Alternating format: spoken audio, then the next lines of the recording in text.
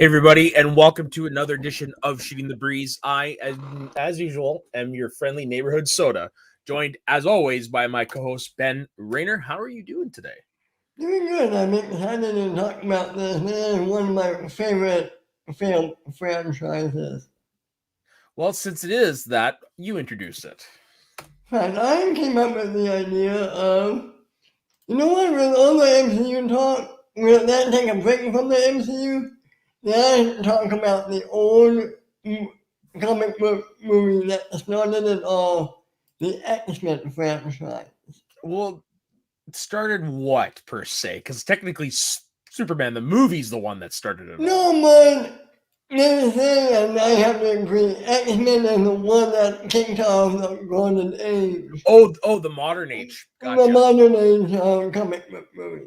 Okay, yeah, you are 100% right. X-Men 2000 is definitely the movie that kicked off the modern age. Like, we did have Blade before that, but I mean, this is the one that broke through. Did you go see this in theaters when it came out? No, did you? Oh, yeah. Oh, yeah. I remember seeing that scene on the Statue of Liberty with Rogue in the theaters. Oh, yeah. With, you know what they say about you know what they say about toads, right?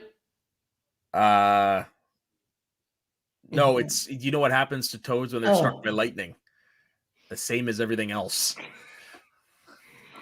Isn't that really that bad of a line? It's a dad joke, is what it is. It's a dad joke. It was a dad joke before dad jokes were cool. When did dad jokes become cool? I don't know. A lot of those things just kind of happened. Yeah. So the one thing I will say is the X-Men franchise, like any other franchise, it definitely has its ups and its downs. It generally seems like for every good one we get, right afterwards is followed by a not so good one in the most cases. And like John Campea likes to say, this film series continuity, schmontinuity, it throws everything out the window, but they're still enjoyable in their own right. I have to say, even the bottom of the barrel, I still find moments and good moments in the worst movies. Oh yeah, like X-Men Origins Wolverine, which is universally reviled. I don't hate it, but I don't like it. There's definitely some stuff in there that I do enjoy. I wouldn't say everything in the first 10, 15 minutes is actually quite good. Oh yeah, and it's got one of the best opening title sequences you'll ever see, because it depicts Wolverine and Sabretooth through the years, through the centuries. And I will say this. Ryan Reynolds as Wade Wilson is pretty badass. Very smart decision, but as everyone loves to point out, what they did with him, though, that's a no-no. No, how do you sew up the book with a mouth? It's Fox, man. I don't have an answer to that. That was one of the dumbest decisions you could ever make. I mean, they mainly turned him into a backcourt from Mortal Kombat. Something like that. Yeah. So we're ranking all the movies. Let's get started, shall we? Let me bring it up. So we're going to be doing everything that's in the X-Men franchise. We're doing X-Men. We're doing the Wolverine trilogy. We're doing Deadpool 1 and 2. And we're going to be doing New Mutants as well. Spoilers, I have not seen New Mutants yet. Me neither. Okay. I don't know how we're going to do that, but we'll figure it out. We'll get there when we get there. Okay, yeah. So the very first one we have on dock, like Ben said, is the one that started it all. Well, before we get started, what's our criteria? Oh, fudge.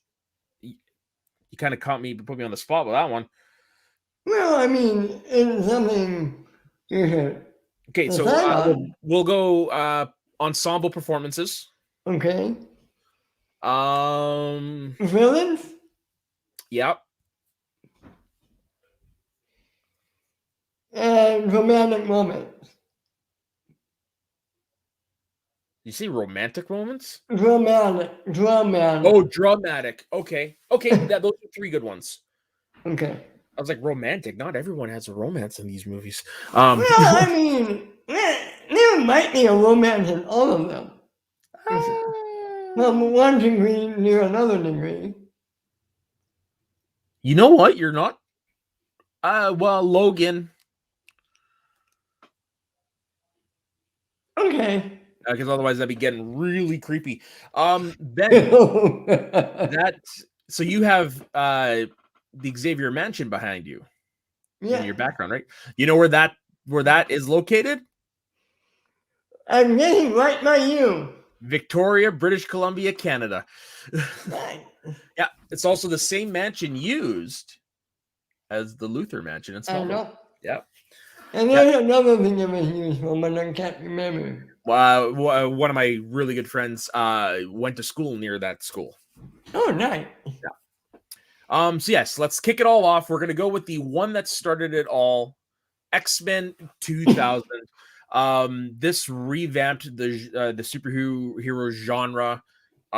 This introduced different takes on it. Show that you don't exactly have to, like, for example, with costumes, you don't exactly have to stick to the source to make it work. Really good intro for all the characters involved. One of the greatest opening sequences in a superhero movie, the concentration camp, where we get the origins of Magneto. We get Wolverine's origin, which is in the Yukon, I believe, which is a pretty badass introduction. Say that, but do we really get his origin? Well, no, we don't get his origin. Sorry, we get what I mean by origin is we get how he became an X-Men. Like, that's what I mean by origin. Yeah, I want to bring something up. You said they don't have to take the costumes exactly from the comics. Yeah. They even make fun of it. They even make fun of this in the movie. Yeah. They're in the jet, and Wolverine's looking at it, and he's like, black leather, and Cyclops is like, well, what did you want? Yellow? What is it? What did you expect? Yellow spandex? How would have that played in 2000 instead of? To be honest, I think it would have passed. I seriously do. If you'd have done like what they kind of did with like the Batman costumes and stuff like that, like kept it faithful to the comics but put it in a realistic material, you could have easily done it. So you're not saying keep the spandex, keep the yellow. Well, yeah, I would have done like what they did there, but in the colors that we know, because they could have pulled. They did it with X-Men. Spoilers. They did it with X-Men First Class, and it worked. I just think that they did it for no. They didn't really do it for no. It was done for no reason. Like, it was something they didn't need to do, but it still looks pretty cool. Yeah, I like the look. I like the look quite well. Yeah, and as you can see, like, they got the Wolverine silhouette down. Like, you can tell just by looking at these, just who all these characters are. Who's your favorite X-Men in the first one? In the first one? Yeah. Or are you talking like part of Xavier's team, or are you talking about like character in the movie? Any Xavier's team, if you want. It doesn't matter. Honestly, it would have to be Wolverine, because if I'm going to be honest, him and Magneto and Rogue are probably the most fleshed out characters in the movie.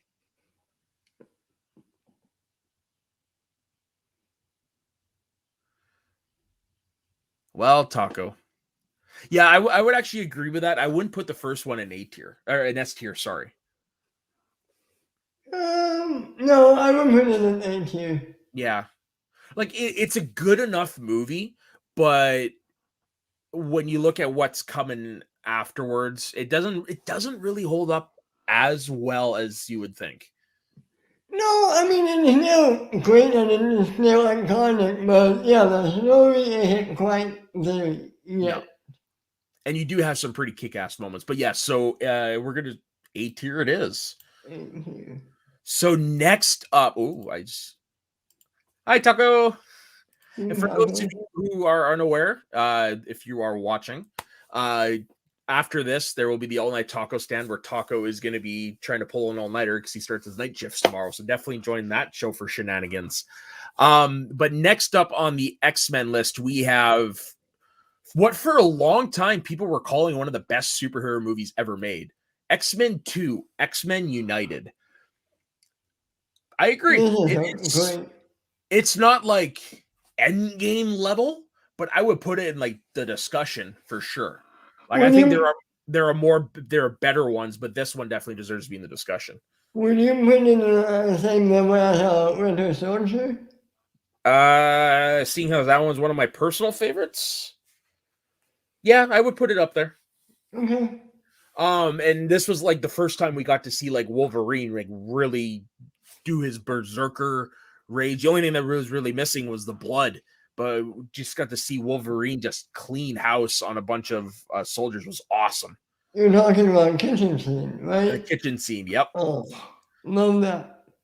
yeah, Yeah, this is a good one with the story elevated, introduce new characters like Nightcrawler, yeah. It gives you a cliffhanger ending. and that opening of Nightcrawler in the White House. One of the coolest moments in this franchise. Oh yeah, because that's where you get the introduction to Nightcrawler. And you're like, holy shit, they're doing it. Yep. And like Jean Grey, she had a great story in this. Yeah, the fight sequences are all top notch. Definitely a great script. And you got to give it up for Lady Strike. Lady Deathstrike. Yep. Yeah, She was agreed. great. Agreed. And of course, the main story of Wolverine trying to find out who he is Right. the best part of the movie. And Brian Cox as Yes, William Stryker. Oh my god, talk about perfect casting, right? Yeah. Oh, 100%. Yeah, Brian Cox was a great villain. For me, I would actually personally put this in S. I would put it in the lower end of the S, but I would put it in S. 100% agree. I mean, yeah. So next up after that, we have, I think it's the unfairly maligned X-Men The Last Stand. Now, I'm not saying it's a good movie by any means of the imagination, any stretch of the imagination, but I think it gets more hate than it deserves. 100% agreed. Yeah. And talk about perfect casting. Kelsey Grammer is fucking beat. Yeah, Kelsey Grammer is Beast, yeah, and Ben Foster is as Angel. Yep. Yeah. Like you said, it's not a good movie, but I wouldn't put it okay. And I had fun with it. How about you? Every time I watch it, I still find some enjoyment. And in my opinion, it's got one of the most badass scenes in all of X-Men movie history.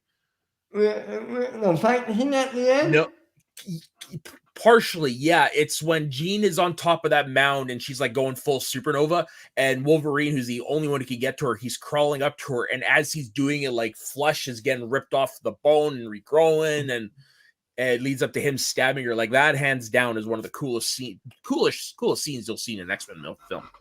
And that scene comes into play in a later movie. So Agreed. 100% agree. Yeah. So I would personally put it in C.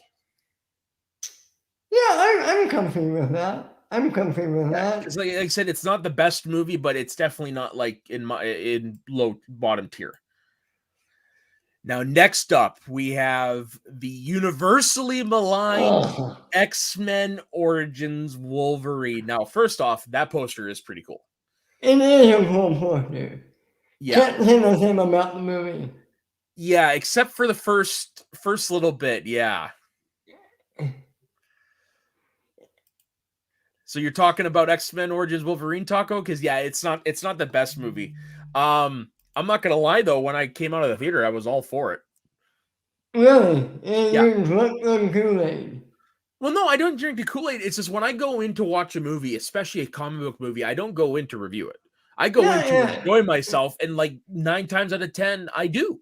And this was one of them. But it was upon further reviews, I was like, oh, maybe it's not that great. It's a little bit boring. Yeah, okay, Last Stand. Yeah, it's not the best movie. No, sorry, you were about to say? Yeah, I wanted to ask, Another great casting is Nick Schreiber as 100% great foil to this version of Logan. Victor Queen. And Yeah, Victor Creed. Yeah, yeah. it's his brother. And it's got probably the best opening sequence in any X-Men movie, where the depiction of Logan and Sabretooth throughout the years, going from like the Civil War to World War One to World War Two to Korea to Nam. But unfortunately, that's not really much of a saving grace, though. No, and to be honest, I always wanted Leaf to come back. Did you hear that? Agreed. Did you hear that they filmed a scene of like they were talking about filming a scene of him and Logan? Oh yeah, I remember hearing about that, and it Yeah. would have been cool. It would have been. I would have loved it. Yeah. Yeah, because Liev Schreiber is easily the best part of this movie. Right. Yeah, and let's not get on the CGI clause. Let's just no. No. So this one is definitely a D. Yeah, absolutely. Yeah. Next up, we have a return to glory in X-Men First Class. When I saw this, holy crap. This is a good movie. I think it got tiny bit overrated. Okay. I love all the stuff with Eric and Charles and Raven. Mm-hmm. But the kids, I couldn't hear without. Like that whole naming scene, I didn't quite chill on that. I was upset when they killed Oliver Platt's character. Yes, I forgot about that. Yeah. And of course, the Wolverine cameo. Oh my god. Hey, my name is Charles Xavier. I'm here to fuck off. Okay, then. No, he said go fuck yourself. Go fuck yourself. Yeah. No, I would definitely put it as definitely an improvement over the last two for sure. Some great scenes, especially the parts dealing with the Cuban Missile Crisis at the end. Personally, I love the new cast. Yeah. Nicholas Hoult as Beast. One of only two great performances by Jennifer Lawrence as Mystique before she decided to phone it in. Yeah, I wouldn't say half, but okay. Kevin Bacon, great charismatic villain. That's Rose Byrne, yep, who we do see come back later on. Yeah. Oh shit, what's the devil guy's name? Azazel, yeah, who in comics is Nightcrawler's dad. Go figure. Right. So where would you put this movie? I personally would put it. I would also put it in the A category. Yeah, I would put it. I would put it behind the original. Really? I would actually put it in front, but I'll live with behind. Okay. Next up after that, we have the Wolverine. Now this, I'm not gonna lie, when they released it in the unrated version with all the blood on Blu-ray, I was all over it. Yeah. It's a damn good movie. It's not as good as some of the other ones here, but it's a damn good movie. It's a damn good movie, but unfortunately it's a middle of the tier movie. Middle tier movie. There are definitely some things going against it, like what's that villainess's name, Lady Viper? Viper, yeah, like she's forgettable. You do have some pretty cool stuff with Wolverine. The beginning scene where we meet him in modern day, living in the woods, pretty dope. It's pretty cool scenery. The sets, like they definitely brought Japanese culture to the screen very well. In my opinion, I don't know what the hell I'm talking about. What did you think of the use of Jean Grey in this movie? I liked it. I did. Yeah. Because he's still dealing with that trauma of losing her. And sometimes you see the people, right? Right. Yeah. So yeah, for me, I would put this in the B category. Top tier B. I'm good with that. I'm perfectly good with that. Top tier B, yep.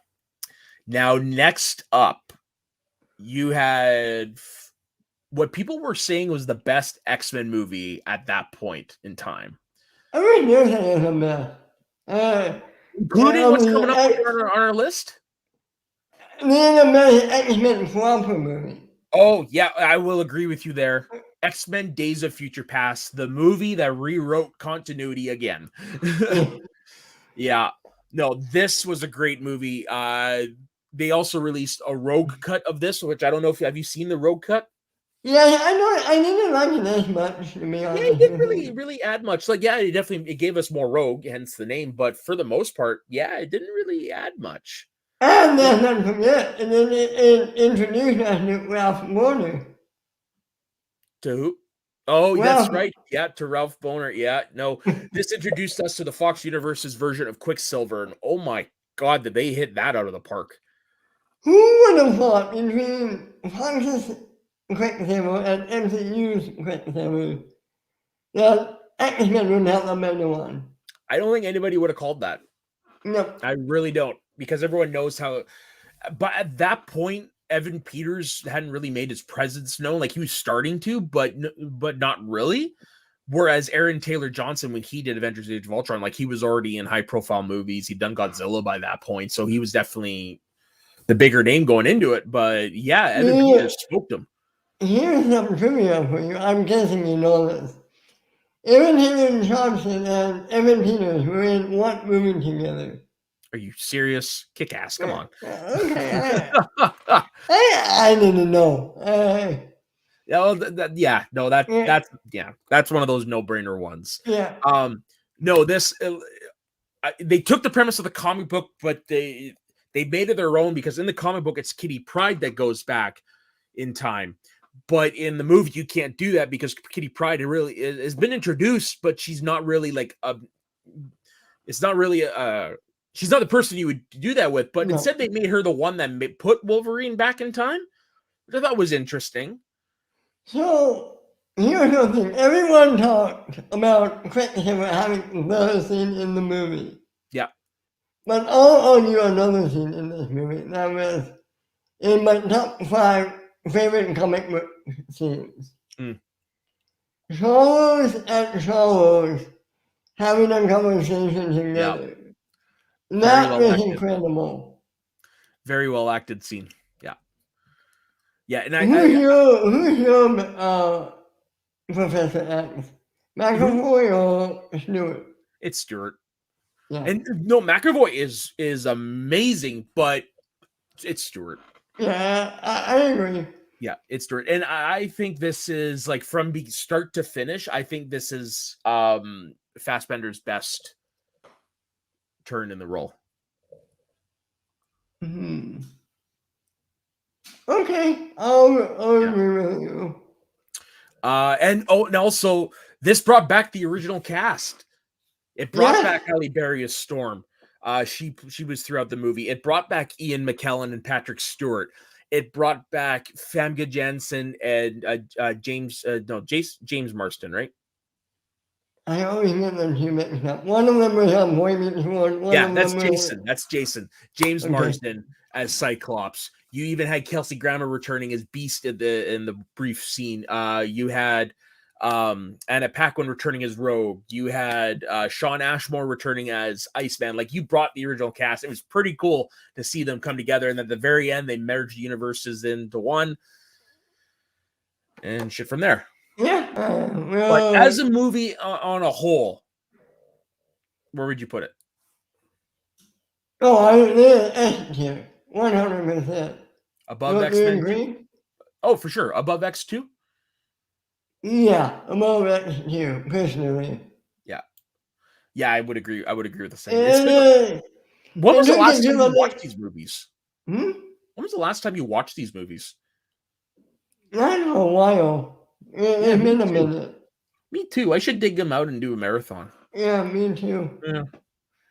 So next up, we have a movie that a lot of people were clamoring for, but they didn't think they were going to get because they couldn't make it until, not going to say it was Ryan Reynolds, but somebody leaked the test It footage. was one of the three. We don't know who. Yeah, but they leaked the test footage that lit the internet on fire, saying, "Oh boy, this can get done." A few years later, we got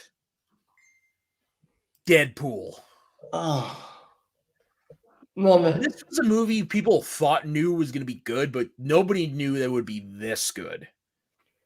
This Ryan Reynolds was born to play Deadpool. 100%. It's Christopher Reeve as Superman. It's Hugh Jackman as Wolverine. It's Michael Keaton as Batman. It's when you think of this character, this would be who you would go to. I also this. Ryan Reynolds is more Deadpool than in my head. I might be wrong and I might get shit from it.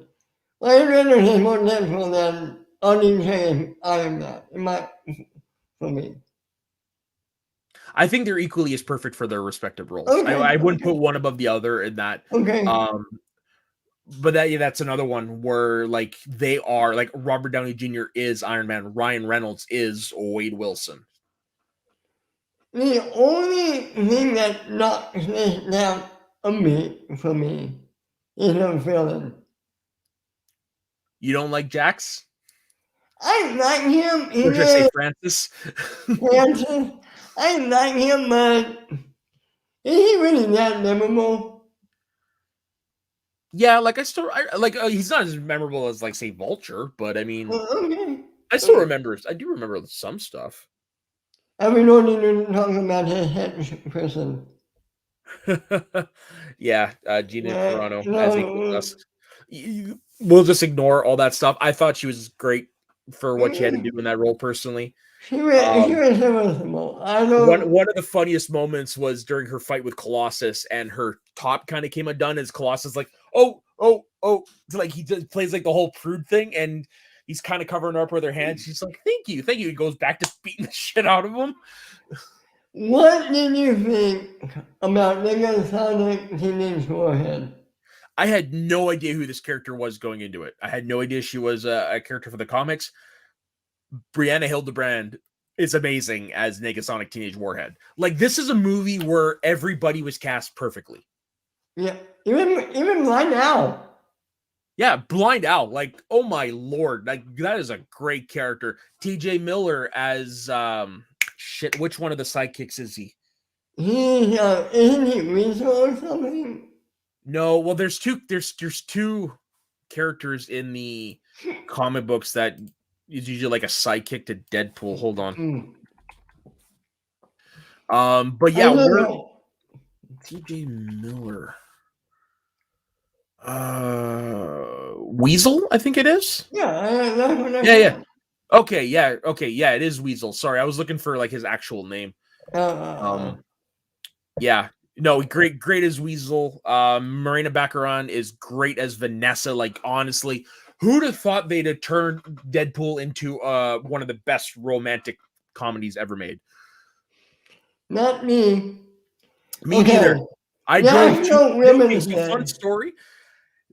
Everyone knew the buzz going into it. Everyone knew it was going to make a lot of money. My local theater did not bring it in opening weekend. So me and a couple buddies, we drove 2 hours to the next town to go watch it. It's the only time I've ever done that was to see Deadpool. The calendar holiday scene is one of my favorite scenes in the movie. Oh, dear Lord. Oh, yeah. Yeah. No, I agree. It just makes me laugh that they had a pegging scene in the movie. Like, oh my God. And also the self-referential jokes. Like when he's going to get his surgery, he's like, just don't give me a green suit.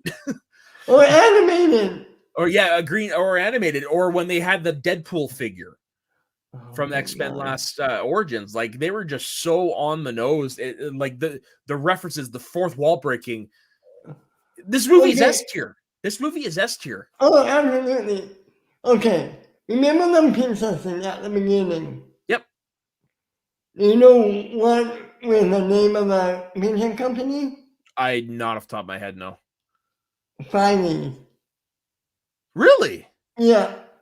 And that is play on Kevin Feige. That is awesome. And what I'm looking forward to though is we're getting Ryan Reynolds as Deadpool in the MCU. I am like so looking forward, like I'm salivating thinking about what we're gonna get. Okay, if you got to see him with one character in the MCU, one character that we know already, that who would you pair him up with? Okay, well, I have two answers. One is obvious, it's Spider-Man, like everybody wants. Okay, But the other one is Steve Rogers. even Because now, he's the not reason why in I'm it. saying this is because I have some issues of a Deadpool run. I can't remember which run it is off the top of my head, but there is a story where Steve Rogers, when he's no longer Captain America, he's just working for Shield as the super soldier. He recruits Deadpool to join his team to go do something, and the hilarity that ensues. Oh my lord! I want to see that on screen. Could you imagine Ryan Reynolds and Chris Evans as their No, characters? Like, oh no. my god! Like, I know Spider-Man would be dope, but for me, I would love to see. I would love to see those two, just See, because Chris Evans can hang with Ryan Reynolds. I need more towards Thor. Team him up Thor? with Chris Hemsworth. Yeah, especially Fat Thor. Oh my god. Why are you fat? The audience don't like you fat. I don't like you fat. Get thin. I like him fat. No, that was me. That was Deadpool saying it. Oh yeah. No, like yeah. So okay, so we agreed it's S tier. Now, where in the S tier? It's got to be the top. Okay, right behind Days of Future Past. Okay, as long as it's on S tier, I'm good with that. Yeah. That's the wrong screen. I was trying to do it on my main screen. I'm like, that's not going anywhere. So next up, we have a highly anticipated movie that unfortunately floundered. X-Men Apocalypse. Now this for me is like Last Stand. I don't hate it. Like I don't think it's the greatest thing ever, but I found enough, mostly with Fassbender, to kind of enjoy the movie a little bit. Okay, this I like the Last Stand more than this.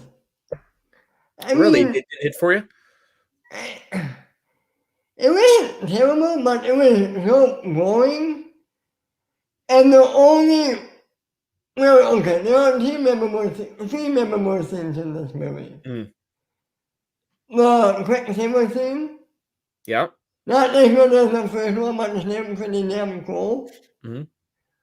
The scene where the three characters were coming out of Return of the Jedi, and they were arguing about how the third one is the lead. And it made no sense to me in the movie. You could take it out, but it was still an awesome scene. The Logan ripping up the Puppet X. I agree. Badass scene. Definitely shoehorned in there though. Yeah. And it's not like Uncle of the movie when it didn't even be in it. It was really out of nowhere. Sorry, what did you say was your first favorite scene for the movie? The Quicksilver scene. Okay, so you didn't list mine, and it is when Magneto gets discovered in Austria at the beginning of the film. Oh man! Yeah, when he gets there and his entire family's dead, and he does something he hasn't done in a long time, and he uses his powers, and he wrecks shop. You are frightened of Magneto after that. That is a great scene. The only problem with that scene is that Apocalypse is basically uses Magneto after that. Yep. They basically turn him into a henchman. Yeah. He uses powerful emotion at that time and turned him into one of the 4 horsemen of the apocalypse. And that didn't really work for me. Yeah. You don't do that with Magneto, in my opinion.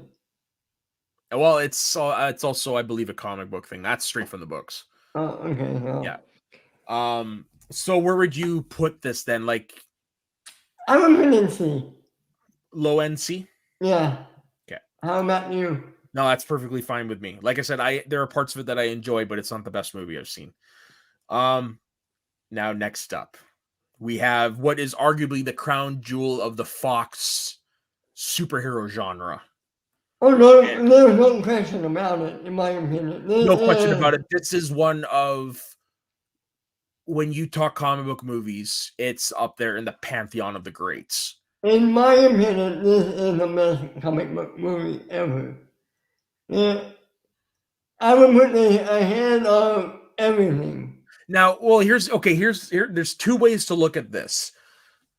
Movie adapted from a comic book, hands down. Hands down. But if you're talking comic book movie, when I hear that, I think of what makes a basically how much of a basically when it's a comic book movie, I think of like how I feel while I'm reading a comic book, like all the tropes and stuff. For me, that's Endgame. But if you're talking like just superhero movie, period, yeah, it's this one. Well, that's the thing about. I mean, we can say what movie we're talking about.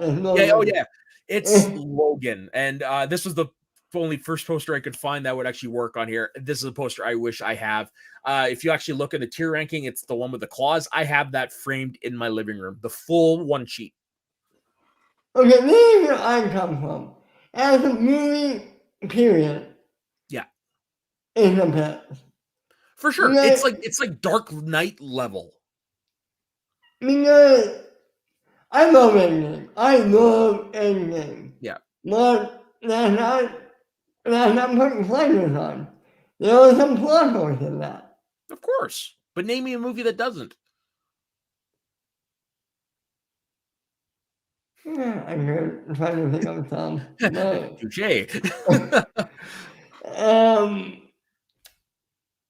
I would say there are less plot holes in this than there are in Endgame. Of course. Some the stuff that you remember coming out of this. Professor X with dementia. The death of Professor X. Yeah, the death of Professor X, because the last thing he sees is he thinks it's Logan that's killing him, but it's really the clone. And of course, the tie-in for me, the one that always gets me is the tie-in to the Wolverine, where I can't remember the name of the character, but she tells Logan, when you die, you're going to be holding your heart in your hand. And what happens when he dies? He's holding his daughter's hand. Oh. Like the connective tissue there, it's just, oh my Lord, it just hits no, shooting of the claws to his axe. Yeah. And okay, we get Mazika Logan. Oh, for real. Oh my God, this is incredible. Which one are you talking about? Are you talking about the first fight scene, where with the bunch of the people that try to attack him while he's on the job? I'm talking. Well, I guess because that one was, holy crap! He cuts off people's arms and that scene, the farmhouse scene. Yes, the farmhouse scene. Yeah. The final battle at the end between. This is. I wanted a good movie before I saw this. This exceeded all my expectations. It exceeded everyone's expectations, to say the least. And I'll say this movie is in my top 5 of all time. Yeah, I wouldn't doubt it. Like, it is a great movie. So where do we put this? Oh, this is number one with a bullet. Yeah. Yeah, this is top tier. Like, when it comes to X-Men movies, nothing will ever God damn it, nothing will ever dethrone it, ever. Like, it would take it would take a lot of people putting in their A+ game to do it. Now, how? Oh, and we should say, this is a perfect way to end Professor X, played by Patrick Stewart. Yeah. We don't need him back. Nope. There is one scene though we didn't talk about, and it is when we actually see him have his episode in the hotel. Oh my God! He's trying as hard as he can to fight through it and get there, and whoo, the kills in that. Oh, Jeez. Yeah. That uppercut. Oh my god. Yeah, with the claws. Woo! They Oh, really went for it. Yeah. good on them. Yeah. How would you feel if we get a wish and we get Hugh Jackman back? Would you be happy about that? Of course I'd be happy with it. Do I need it? No. Do I want to see it? Of course. I'm not crazy. Okay. Yeah. Okay, so next up we have the sequel to the Valentine's Day hit that was Deadpool, Deadpool 2. I do want to say I did not put Once Upon a Deadpool on here. Yeah. Um, so this is still a great movie. In my opinion, just a little bit below the first one, but it's there.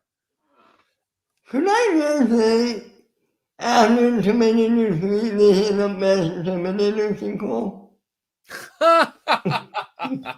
Why do you say that? Because of what's his nuts? Cable? Yeah, Thanos, Cable. Yeah. Yeah, they even make a Thanos joke in here, don't they? Yeah, they do.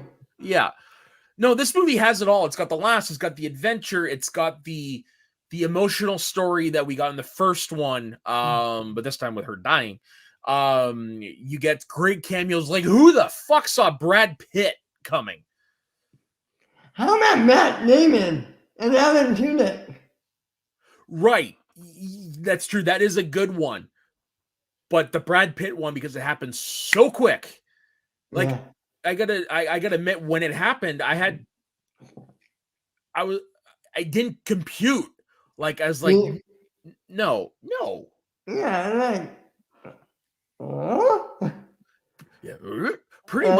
Like, oh Um, my god, that was just pure genius. They got Bill Skarsgård, who is fresh off of It, to be in the movie. They got Rob Delaney. Jesus, like it's insane. Josh Brolin not only playing Thanos in one Marvel property, he's Cable in another. and is this the best end credit scenes ever? Yes, because Deadpool shows up right behind Ryan Reynolds as he's about to read the Green Lantern script and shoots him in the head. Oh, not even that. I mean, that is great too. He shoots the Deadpool from Yeah, X-Men. that's right. Just walks Oh, in. Yeah. Yeah, man, there's that's also one not where he right. tries to kill Hitler, or where he goes to kill Hitler as a baby. Oh my god. Yeah, that is actually a real one. I think it was a deleted one. What? I think it was a deleted one. Yeah, it was. Yeah. Yeah. You know, the question is this as good as the first one? I would personally put this in top tier A. Okay, I'm good with that. Yeah. Oh, and let's not forget the Celine Dion song that got released with this. Celine Dion? That was Celine Dion, yeah. Celine Dion. Okay, I thought you said someone else. No. I thought you said Beyonce. No. So next up we have Dark Phoenix. yes. Oh. So much potential with this. It's not bad, but it's so damn grand. Yeah. I really didn't like this movie. Yeah, you look and you can tell Jennifer Lawrence didn't either. No. And I just read today that Jessica Chastain didn't even know her character's name until she started filming. Oh wow. This is D tier. Yeah, I mean, it is as bad as Oceans, you think? Yes, because it had failed potential. Okay. Because basically you ended up getting the same script that they remade Last Stand. And I like that better for a couple reasons, but for one main reason. I like the cast better than Last Stand. I agree. I like the Ocean cast. There it is, lower tier. Now, Okay, New Mutants, which I haven't seen, so I'm going to rely on you on this. I don't know. See? So you put it in D as well? Yeah, maybe C. Well, what were your thoughts on the movie first off? You know what? I'll be honest, I didn't see it either. Oh, that's right. Neither of us seen it. So, okay, for that reason, it's going to the end, but that's because neither of us have seen it. Yeah, you know what? I'll watch it tomorrow and then I'll report back. Yeah, and from what I've always heard about the movie, it belongs in there. Yeah, But should probably bring up the poster while we're at it. Like, that poster is pretty cool. And they had a good cast. You had the guy from Stranger Things. Yeah. You had Macy Williams. Mm-hmm. Anna Taylor-Joy. Anna Taylor-Joy. Yeah. But we should also bring this up talking about this movie. And kept getting delayed. Yeah, and the first trailer was amazing, and then it got delayed for a year and a half. I think even longer than that. Oh, yeah, that's right. It was really longer than that, to the point where, yeah, Maisie Williams didn't remember much of like the reshoots and stuff. It was crazy. But that first trailer, man, it was something else. But then I hear the movie's not even close to being that. Yeah. So we talked about a lot of movies tonight. Besides Logan, do you have a favorite? Besides Logan? Yeah. So pretty much the four that are on top are my favorites. Okay. Are the ones that I would rewatch over and over again for sure. I would actually also, for me personally, would throw in Deadpool 2 and First Class in there as well. Okay. Those would be the six that I revisit the most. Wolverine, I do really like. It's not one I revisit all the time. And then X-Men 1, and then all the ones in the bottom. Yeah, no, I'm good. I could probably do. Okay. I love everyone in SQ. Logan is so heavy. I could probably only watch it once a year though. Oh, for you? No, for me, that's one that I can watch over and over again. Yeah.